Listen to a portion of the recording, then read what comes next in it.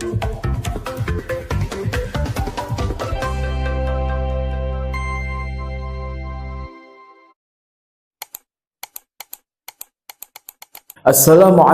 warahmatullahi ta'ala wabarakatuh.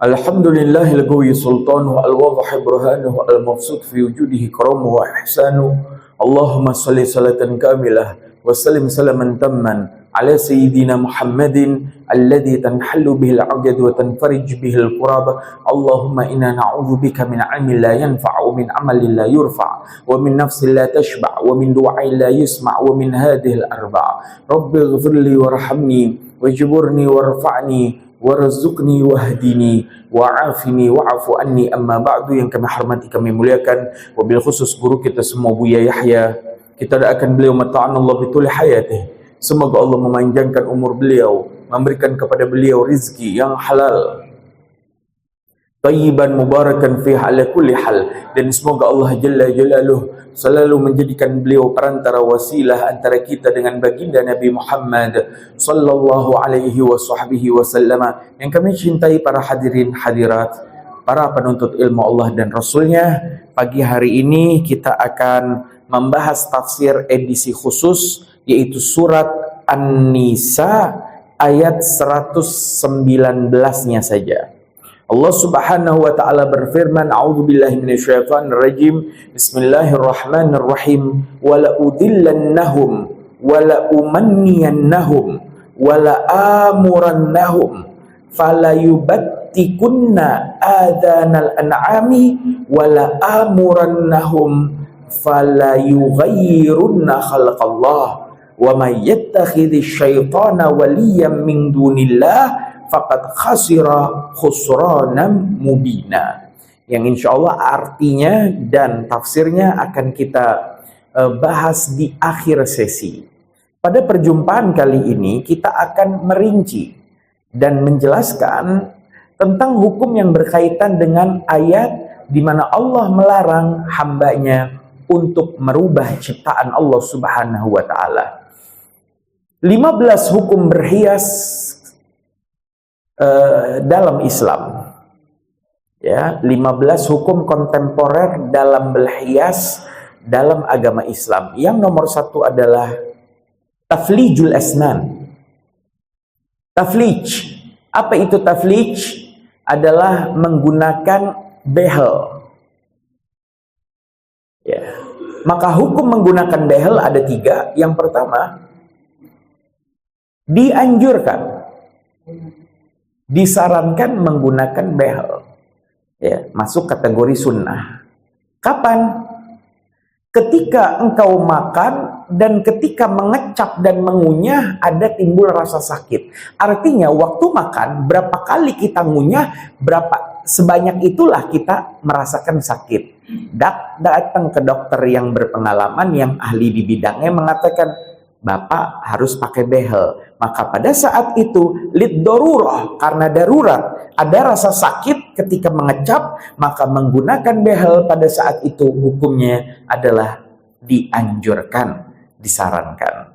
Yang kedua adalah, jadi biasanya mengecap ada sakit itu karena tumbuh gigi itu tidak seperti wajarnya manusia pada umumnya, lebih maju atau berantakan, sehingga mengganggu kenyamanan dan bahkan menimbulkan sakit. Maka darurat saat itu disarankan, dianjurkan sunnah menggunakan behel. Yang kedua, ada rasa tidak nyaman. Kalau tadi masuk sakit, darurat, maka dianjurkan. Ada rasa tidak nyaman, ya, maka ini masuk lil hajah, ada kebutuhan. Karena udah mulai tidak nyaman, mungkin dalam kehidupan bersosial, bermasyarakat, dia menjadi orang yang kurang percaya diri karena tata letak giginya lebih maju, berantakan, sehingga dia menggunakan behel pada saat itu diperbolehkan, bahasa kita mubah. Ya, boleh dia pakai behel karena untuk menempatkan kembali giginya seperti umumnya manusia. Itu hukum yang kedua, mubah. Yang ketiga, haram. Dan ini yang menjadi pembahasan, menggunakan behel haram. Gigi mah sudah bagus, ya, nggak ada sakit, nggak ada rasa tidak nyaman. Tapi karena lagi ngetren, viral orang pada pakai behel, akhirnya dia juga ikut pakai behel. Kenapa? Ya saya mah ikut-ikutan aja, gaya-gayaan. Anak muda pakai behel kayaknya keren deh. Nah maka kalau tujuannya adalah lizina, untuk berhias saja, maka hukumnya adalah haram. Ya. Masuk dalam ancaman nas Nabi yang hadisnya mengancam orang yang menggunakan behel di dalam nas hadis Nabi yang nanti akan disebutkan. Kemudian yang kedua, tadi taflijul asnan, pakai behel di gigi. Yang kedua adalah tafrij birra, dengan ro, tafrijul asnan. Tafrij adalah merenggangkan di antara gigi. Jadi kalau ada gigi direnggangin, caranya digergaji, dikerik, biar nanti giginya tuh jadi mungil. Ya. Maka di situ ada tujuan lizina, untuk berhias.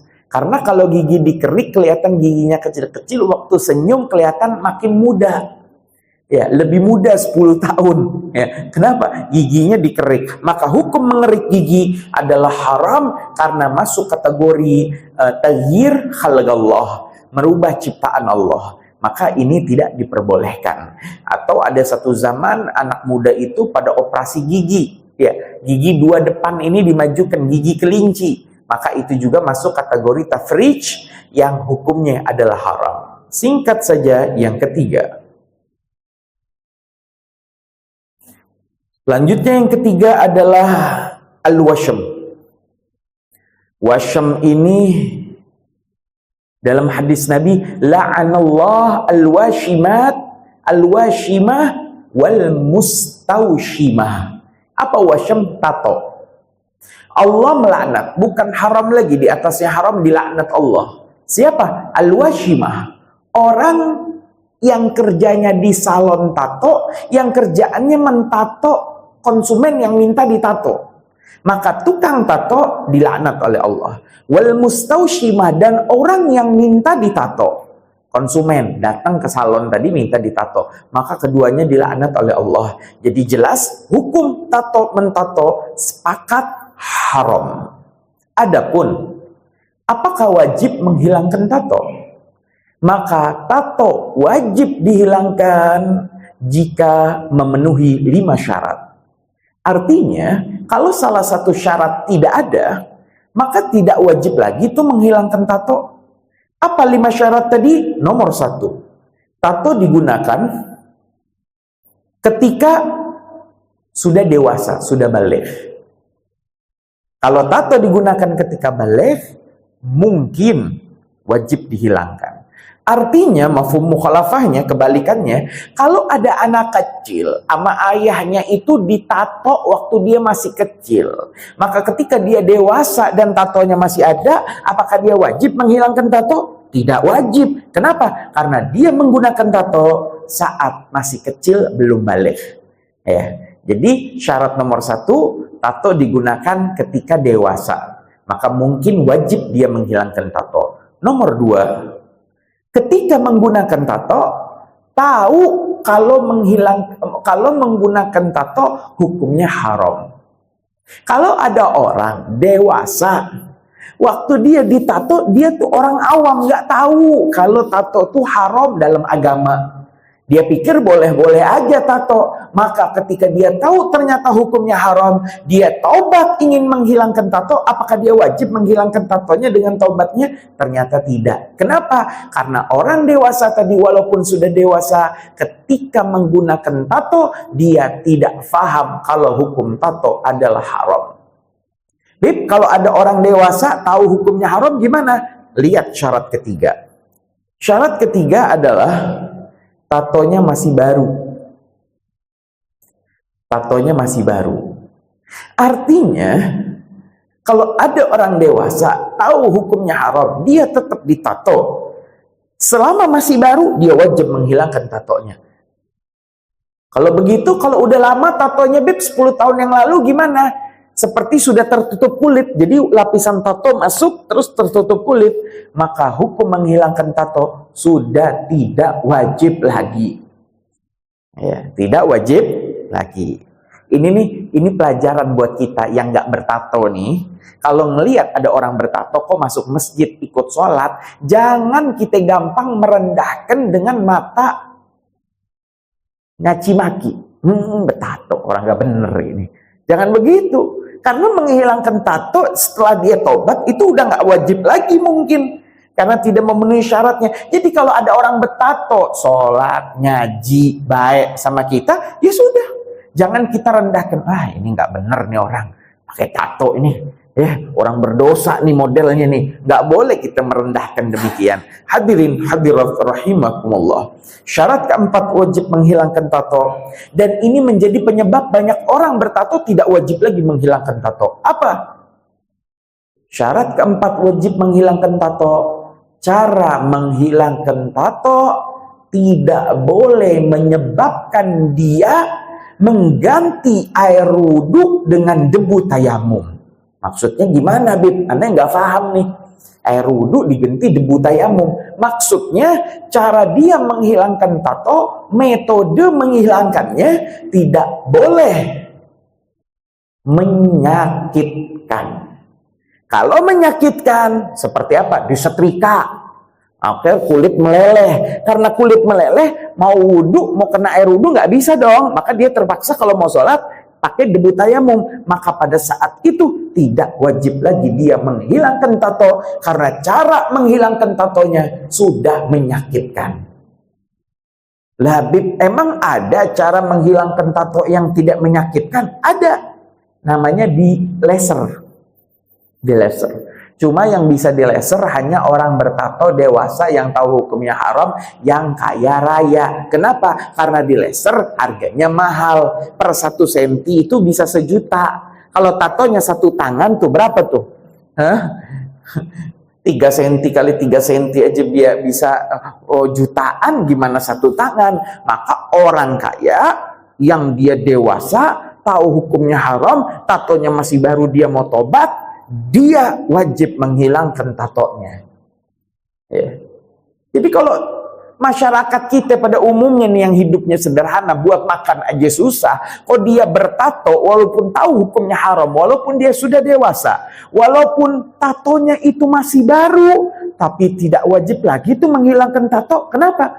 Karena orang pada sibuk nyari makan, beli beras, beli tepung. Nggak sibuk buat menghilangkan tato. Artinya nggak punya dana dia untuk menggunakan metode menghilangkan tato dengan sinar laser yang sangat mahal, yang memang tidak menyakitkan.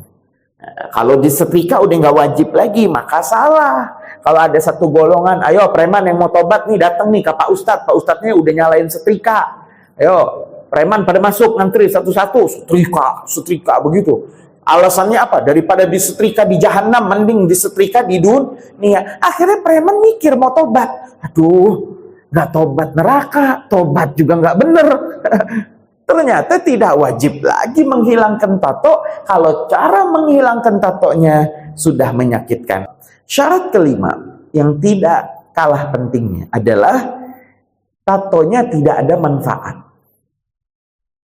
Beb, emang ada tato bermanfaat? Misal, udah terlanjur bertato, nikah dengan seorang perempuan, istrinya ngelihat tato suaminya yang bagus, ngomong, udah suamiku, tatonya nggak usah dihilangin. Kenapa? Saya senang sama tatonya.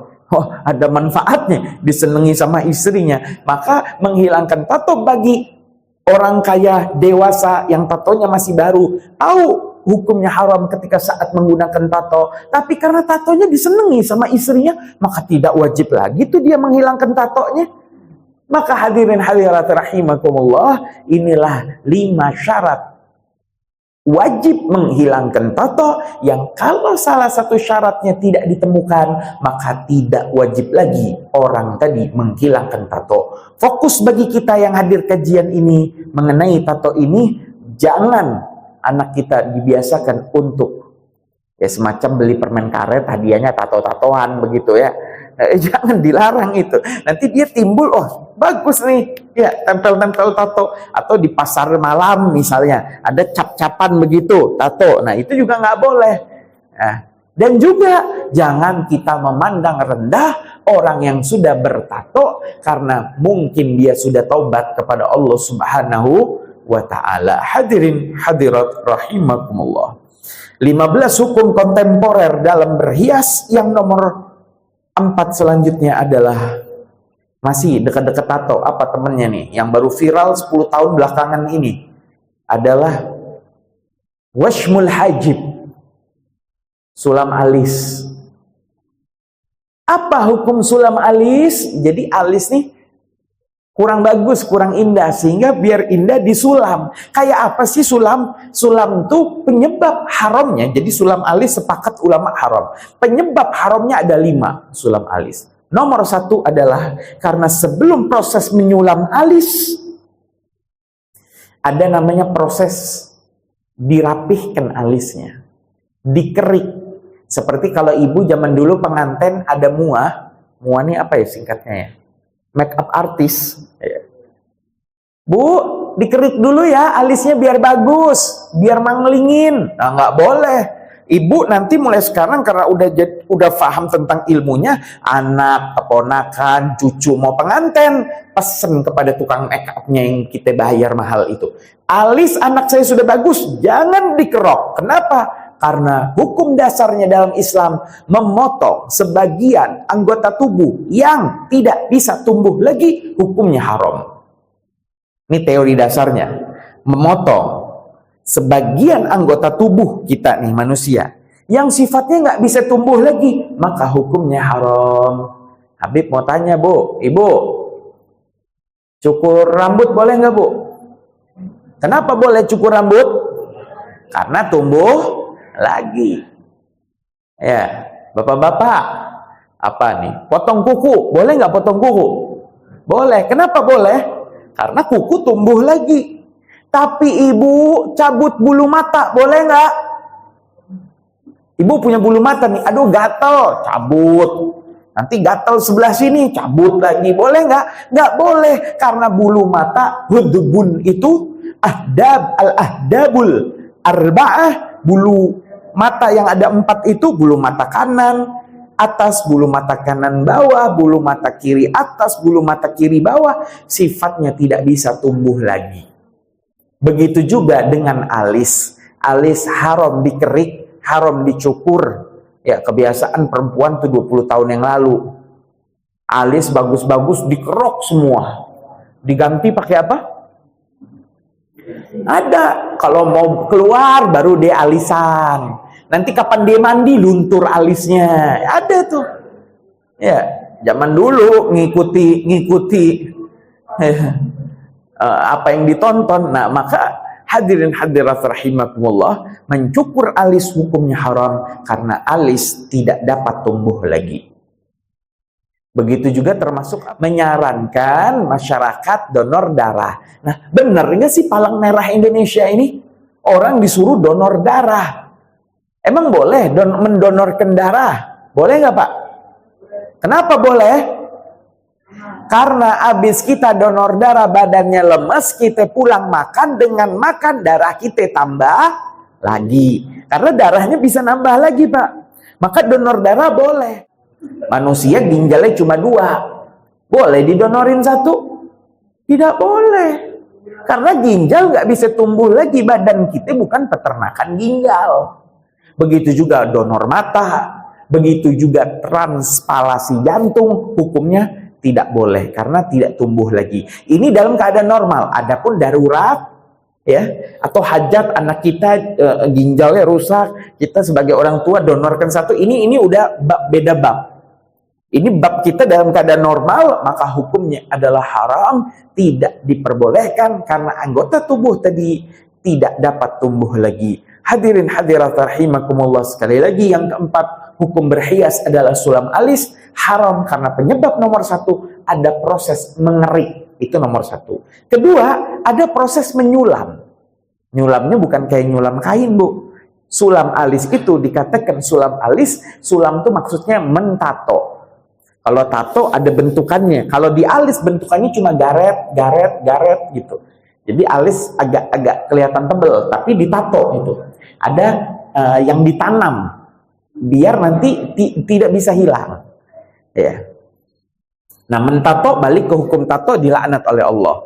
Pertama, ada mengerik. Kedua, ada mentato. Yang ketiga, alasan haram karena menyerupai kebiasaan orang-orang wanita-wanita fasikoh. Biasanya wanita yang biasa melakukan dosa, ya, yang dia bergaul dengan yang bukan mahram, mereka biasa pada sulam alis. Maka wanita soleha yang berjilbab, berhijab, jangan ikut-ikutan sulam alis, karena itu kebiasaan wanita pendosa. Yang keempat, karena proses sulam alis menyakitkan, maka dia haram karena menyakitkan. Dan yang terakhir, keharamannya itu sebab ada unsur al-khida'ah.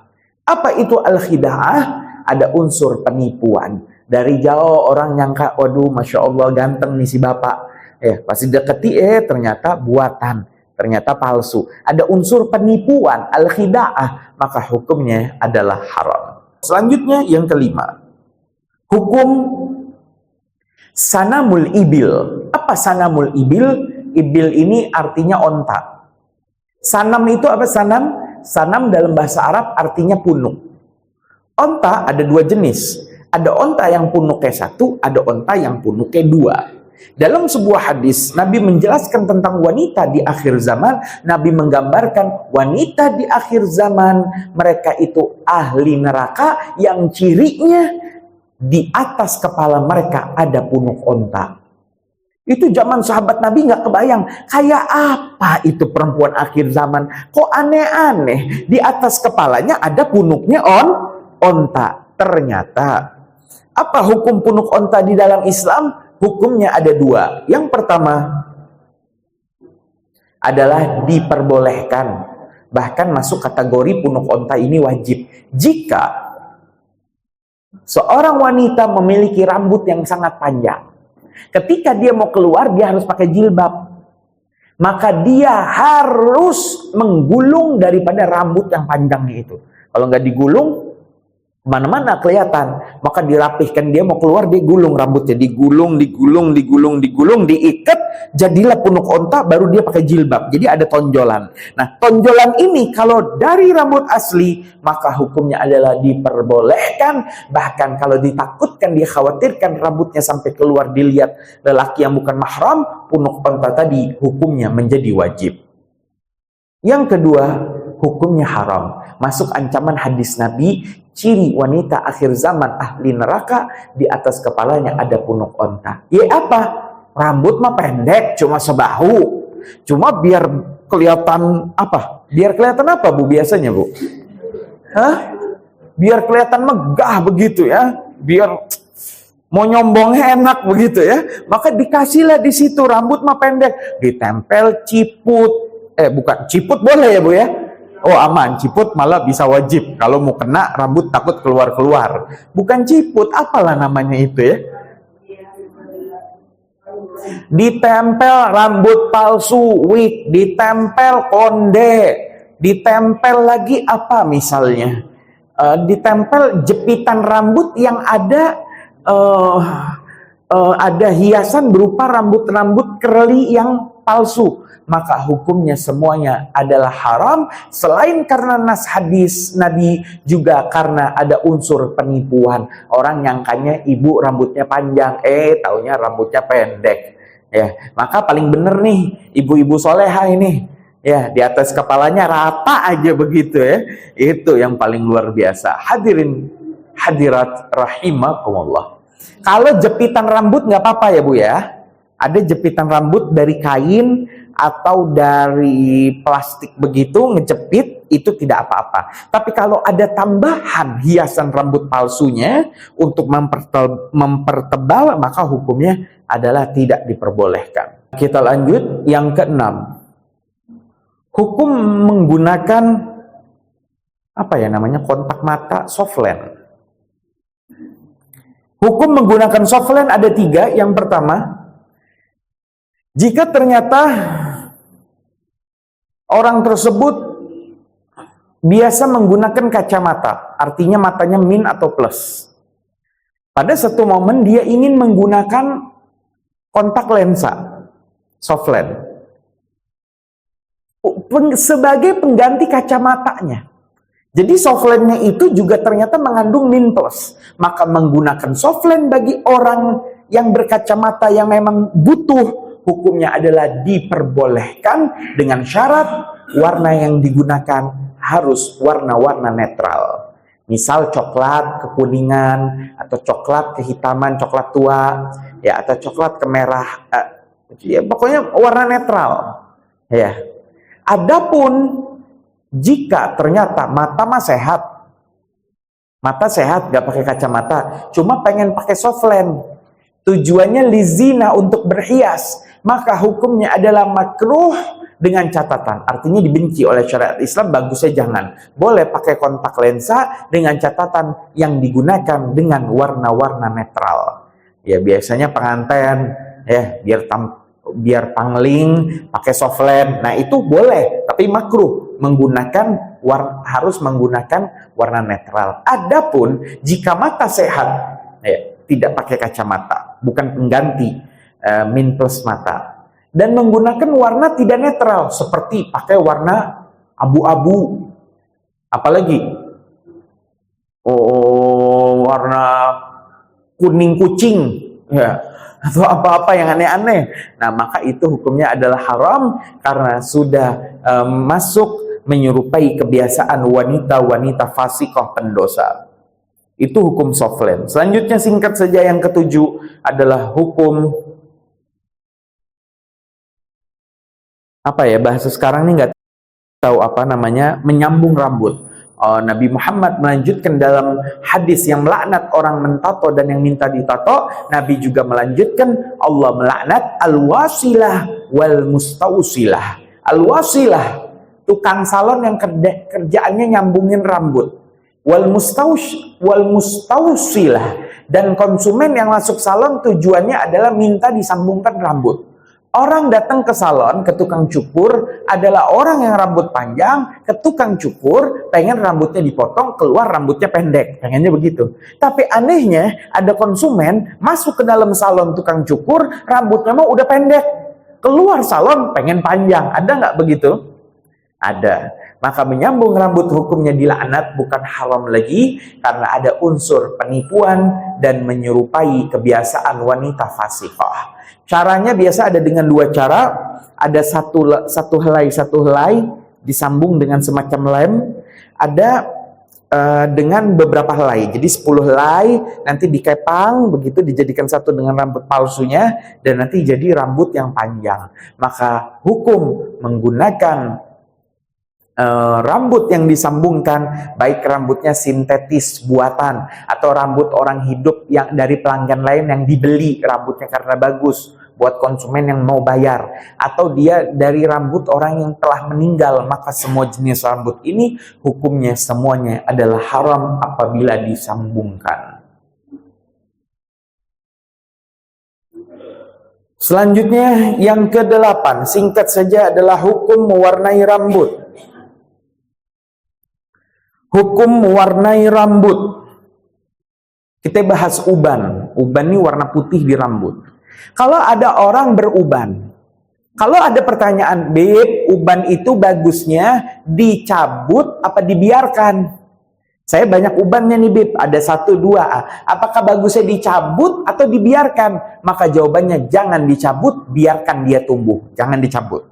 Jadi kebiasaan nyabut uban makruh. Jangan dicabut.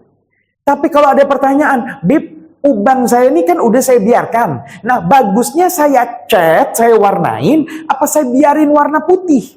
Karena saya pernah dengar katanya kalau warna putih bercahaya bagus. Maka jawabannya jangan dibiarkan putih, bagusnya diwarnai. Ya, sunnahnya diwarnai, di henna. Ya, bukan dicat, dipilok ya, bukan ya, tapi di henna. Di henna, ya. Di henna itu awalnya adalah daun pacar. Daun pacar ini dipetik, kemudian nanti ditumbuk, kemudian dijemur, Ya, proses panjangnya kalau mau langsung dipakai bisa habis ditumbuk langsung diusap ke rambut, ditunggu nanti disiram, sisa ada warna-warna daun pacar. Kalau untuk dijual ke halayak ramai biasanya habis ditumbuk, dikeringkan, ya nanti jadi bubuk dijual. Ya, itu yang sunnah dipakai yang itu, bukan cat-cat yang banyak tersebar pada saat ini. Maka nanti menggunakan henna Arab ya, itu disunnahkan. Nah, apa hukum menghenna? Ada 3. Dalam kitab Safwatiz Zubat, Al-Imam Ibn Ruslan mengatakan tentang hukum menghenna rambut, menyemir rambut, wa harramul khidaba sya'rin bisawat li rajulin wa imra'atin la lil jihad.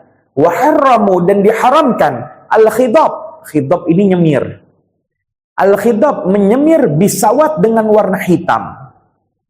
Bapak ibu nyemir hukumnya sunnah, tapi kalau yang disemir itu pakai warna hitam hukumnya haram. Kenapa? Ada unsur penipuan, nggak boleh ya. Kalau ada seorang laki-laki mau menikahi wanita, maka laki-laki tadi boleh bercakap-cakap sekedar berapa menit dengan si wanita yang menggunakan jilbab, jarak yang berjauhan, dihadiri yang mahram. Setelah itu dia keluar lagi memutuskan. Urusan nanti istri saya nih calon istri saya rambutnya kayak apa, maka dia mengutus keluarganya yang mahram seperti ibu atau kakak perempuannya untuk masuk ke dalam dan ngomong ke calon pengantin setelah izin kepada ibunya, coba dong dibuka jilbabnya. Yang lihat ibu ya, bukan laki-laki yang belum dinikahi. Coba lihat, buka jilbabnya. Pas dibuka rambutnya bagus hitam. Ya sudah, akhirnya dikasih tahu, ya calon istrimu rambutnya hitam nak. Oh, udah seneng, rambutnya panjang, lebat, hitam. Dapat sebulan setelah nikah, ternyata luntur nih semir hitamnya. Putih semua. Nah, ini kan ada unsur penipuan. Ya, maka dengan warna hitam hukumnya haram.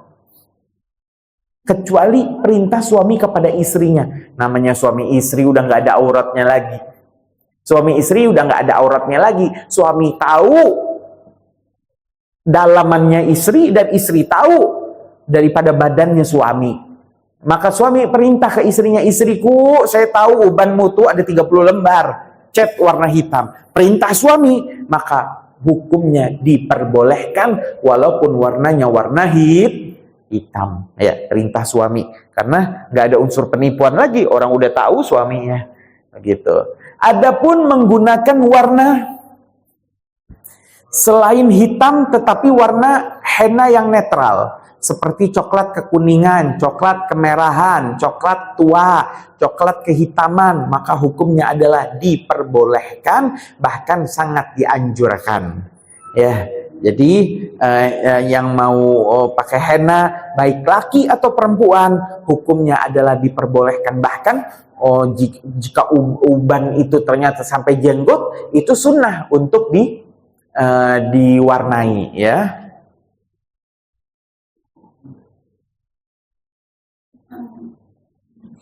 Begitu juga henna yang ada di tangan.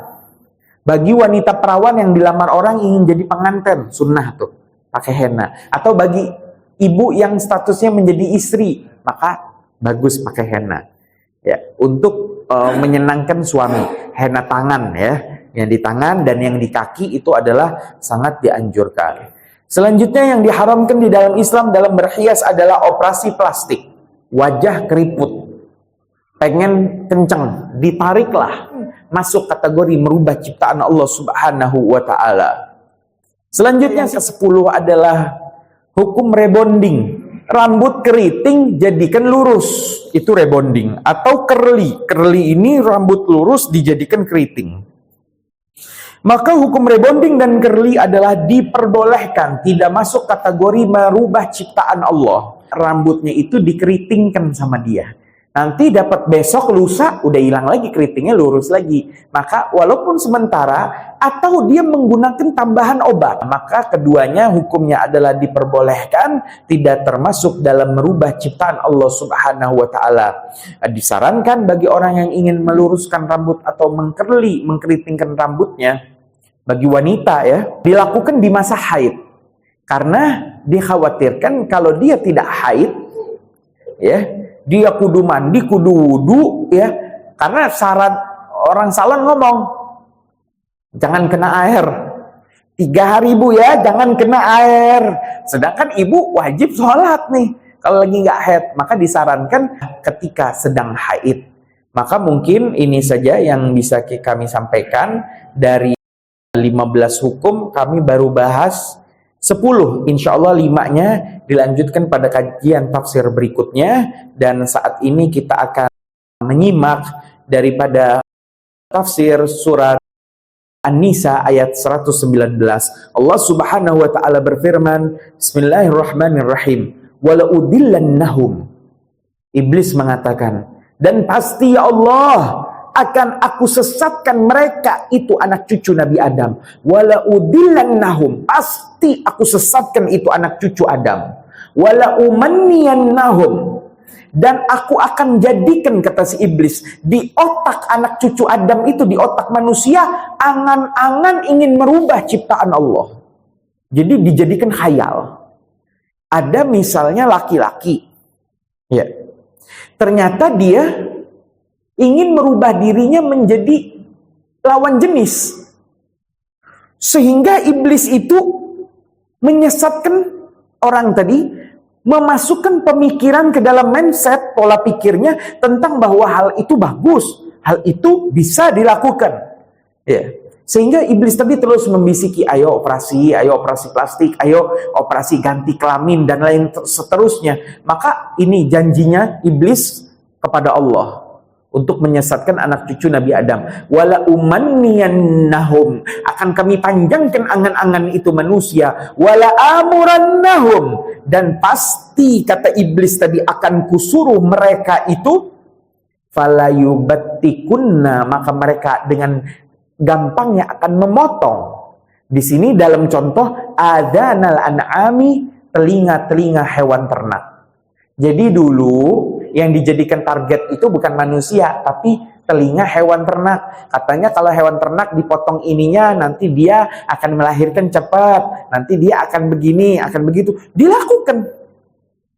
Termasuk akhirnya pada zaman sekarang, iblis itu menyuruh mereka manusia memotong telinganya sendiri. Kan ada, biar muka saya kayak ini, potong sini, potong situ. Nah, maka ini bisikan iblis tadi. Wala amurannahum, dan pasti aku akan suruh mereka melakukan itu.